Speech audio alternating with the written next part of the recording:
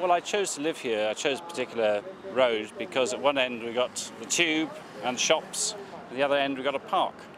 And I had two young boys at the time. One young boy, another came along, so that was very useful for them being in the park, and then very useful for me to get into work in the tube. And generally the shops and the restaurants make it quite a lively and interesting place. I think it's a very good area to bring up children. I think it's a safe area. And as I say, there's the good amenity in the park, and there are other good amenities around here.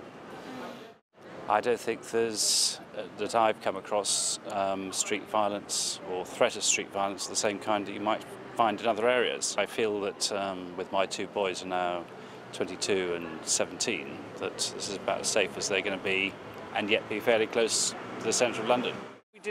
We have had a few burglaries over the years, so I'm a bit concerned. I have been concerned about perhaps lack of police presence in the past, though I realise this is probably now a lot better because they've got this community constable scheme and they've got the other support staff as well.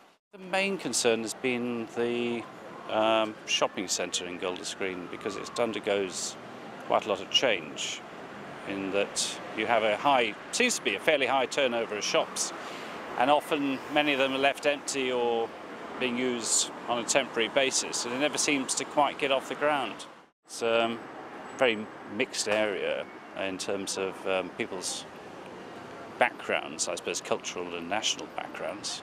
It tends to be, fairly solidly middle class, but it's interesting because of that mixture. Well, one reason or another, we've got to know quite a few people, so I say hello to quite a few. Not as many as I dare say in other parts of London perhaps, or certainly in other towns or cities.